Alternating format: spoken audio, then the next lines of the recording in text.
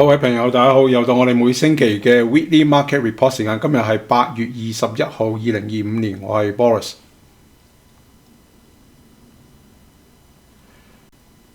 今日會同大家講下未來幾個星期嘅市場會點走嚇。喺7月尾咧，我就預測喺8月呢個市場開始會有回吐啦。咁結果係真係有回吐啦，而且我喺上幾個星期已經講到，就係話有好多嘅板塊已經走向防守㗎啦。咁所以呢啲嘅板塊咧喺呢一個逆市入邊咧係做得相當好㗎。咁最緊要就係投資者要留意未來呢2日嘅 Jackson Hole 呢一個 meeting 啦。一陣間會同大家仔細分析咧，就係話鮑威爾佢點樣講嘢，佢係鷹派鴿派就會影響好多板塊喺未來幾個月嘅回報㗎啦。每年呢個時間咧就係 Jackson Hole meeting 啦。咁通常咧全世界啲中央銀行嘅 chairman 個個去晒嚟呢度一齊開會啦，就商討就係呢一個息口同埋貨幣嘅問題啊。特別係而家講到咧即係經濟衰退同埋呢個 tariff 啦關稅嘅問題嘅。咁 Jerome Powell 咧其實佢而家係喺兩難之間嘅。點解咧？因為喺上個星期我哋講過啦，經濟數據就相當之唔好嘅。一方面咧就係話經濟喺度衰退緊啦，但係咧個 CPI 咧就冇話咩反應，就係通脹翻嚟嚇。但係個 PPI 咧 Production Price Index 即係嗰啲生產商嘅物價指數係比預期高出好多嘅。咁而且個 unemployment claims 亦都開始一路增加嚇。unemployment claims 一般嚟講咧，如果一旦超過25萬咧，就已經係好大嘅 warning signal 㗎啦。咁我哋而家接近係23萬啦，咁即係都好危乎啦。咁一旦去到30萬咧，就正式就係話經濟蕭條已經嚟到嚇。再加埋呢個星期咧，連 Walmart 咧都 miss 咗 earning 㗎嚇，喺3年入邊第一次係 miss 咗盈利嘅預測嘅。咁所以咧經濟數據同埋個PPI 呢啲嘅經濟數據話俾華爾街知咧，就係話咧我哋直情係一個 stagflation 嘅環境入邊啊。stagflation 就係話咧經濟蕭條，但係物價唔跌落去，或者甚至物價有機會上升添。咁呢個咧喺經濟上嚟講係好難處理嘅一樣事嚟嘅，對於中央銀行嚟講嚇。另外咧，我哋睇到 ISM 咧呢一個 manufacturing index 亦都唔係靚嘅，因為咧自從喺2023年到而家咧，基本上都係橫行啊，甚至係好多時都係 below 呢個50嘅。咁而家亦都係 below 50嘅。大家要知道咧，當 ISM composite 咧係喺50以下，通常咧都已經係話呢個經濟接近蕭條期㗎啦。即係喺咁嘅環境啊，一方面咧經濟數據話俾佢知咧，就係佢要減息啦。再加埋呢一個美國 president 咧，又話要炒佢，又話要佢逼佢減息啦嚇。一減息嘅話，可能個資產泡沫啊，甚至通脹咧，好快就會喺幾個月內就會出嚟嘅。所以咧，鮑威爾係好難做嘅。變成聽日咧喺呢一個 Jackson Hole 鮑威爾所講嘅嘢，到底係鷹派一定係鴿派咧，就會影響投資者點樣部署啊。如果係佢係鷹派嘅話咧，咁咧你就會見到個市場咧就有機會係跌啦。喺最近嘅呢啲 small cap 呢啲嘅 interest rate sensitive 嘅股票升咗上去嘅話，有機會跌翻落嚟啦。但係如果佢係鴿派嘅話，即係順從Donald Trump 呢啲嘅壓力嘅話咧，咁你就會見到咧 small cap 或者係呢啲嘅 utility 股或者係黃金Bitcoin risk asset 咧，又會重新再谷上去啦。咁所以咧市場咧喺兩難之間，可以咁講啦。咁我哋睇睇 CME Fed Watch Tools 呢個係預測喺9月嘅時間咧，就聯儲局開會咧就會有機會係降1/4厘嘅息嘅。咁原本市場咧預測甚至會係降半厘息嘅添。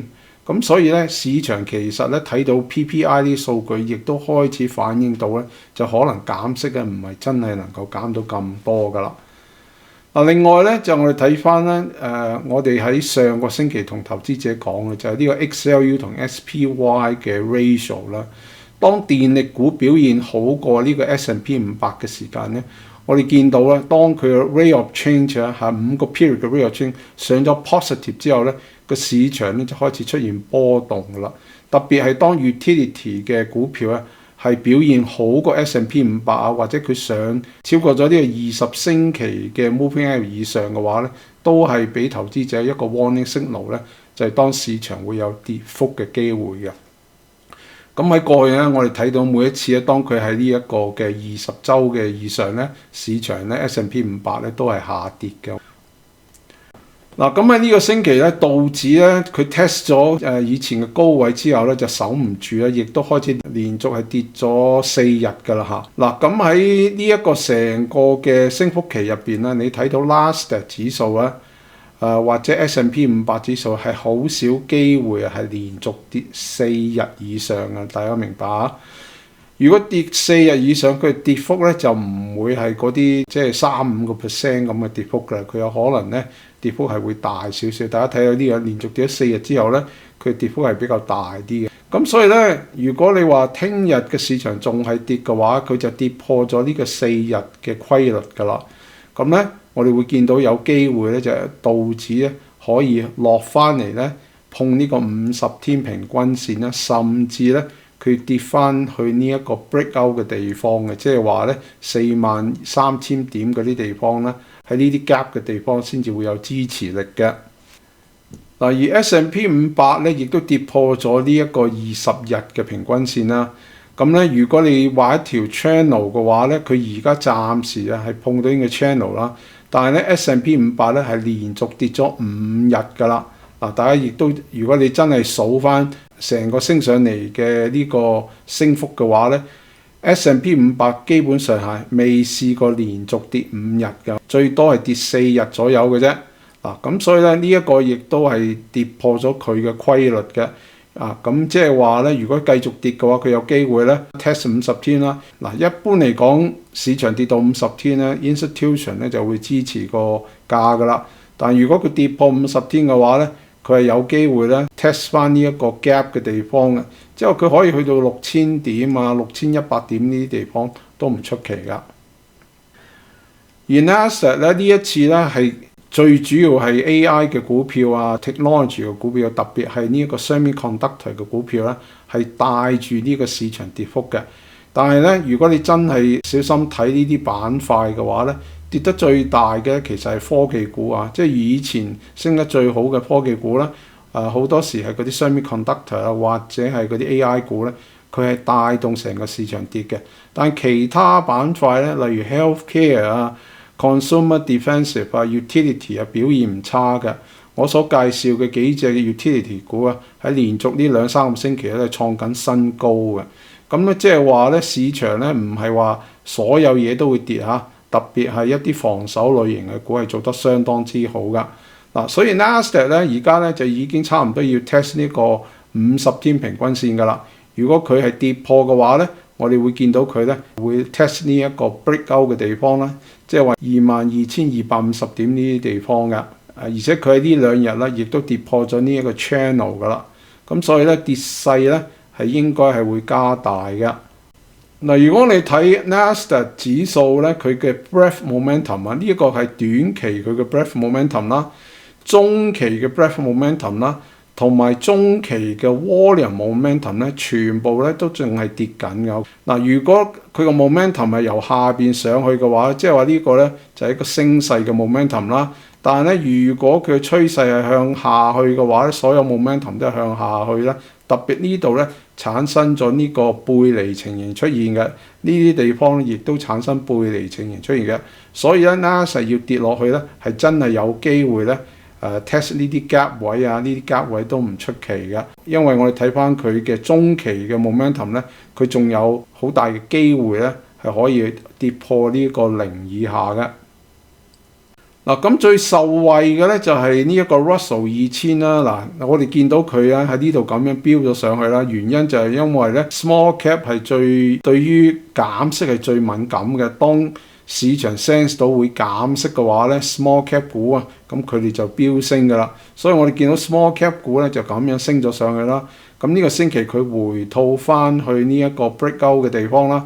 咁咧佢嘅表現唔差嘅，因為你見到其他嘅 index 跌嘅幅度咧係比起佢大嘅，咁所以咧市場咧就好憧憬就係話喺嚟緊嘅聽日或者後日啦，鮑威爾講嘅嘢咧，應該就係鴿派多嘅嚇。嗱，咁我哋睇翻一日同一個星期嘅表現啦，我哋見到咧 energy 啊、base material 啊、healthcare 呢啲原本係 lagging 嘅板塊咧係做得好啦。喺一個星期入邊亦都係啦 ，healthcare 啊、real estate 啊、consumer defensive 啊、energy 啊、base material 呢個表現最佳啊，其他基本上全部 cyclical 嘅板塊全部係紅色嘅。嗱，大家要知道咧，我今日咧特別咧就為大家預備個 healthcare 佢哋嘅 positioning， 即係話嗰啲大戶啊，佢哋嘅資金喺 healthcare 入邊啊係點樣佈局嘅？咁咧你就知道咧 healthcare 股啊值唔值得買啦。所以大家留意我哋下邊嘅 video 啊。嗱，如果我哋睇 Nasdaq 嘅 declining issue 咧，仍然仲係升緊嘅，咁即係話市場係未跌完啦，即係話越嚟越多股票係跌緊啦。咁我喺呢兩個星期都同大家講，就係話雖然個市場係向上升嚇，但我見到越嚟越多股票係跌落去嘅。咁當佢嘅跌嘅數量越嚟越多嘅話咧，呢一個 declining issue 就會一路增加噶啦。咁每一次啊，差唔多要跌到去呢一個橫線嘅地方，即係超過0.15以上啦，個市場咧先至係叫做 bottom 嘅。即係如果係小跌幅嘅話就係啦，但係如果你係連續跌落去嘅話咧，例如喺2022年咧個市場要跌成20% 嘅話咧，去到呢啲地方嘅市場嘅跌幅先至開始嘅啫。而另外一個指標咧就係喺5個 period 入邊咧，呢一個 net new high 減咗 new low 之後，有幾多嘅 net new high 咧？暫時嚟講咧，仍然仲係 positive 嘅。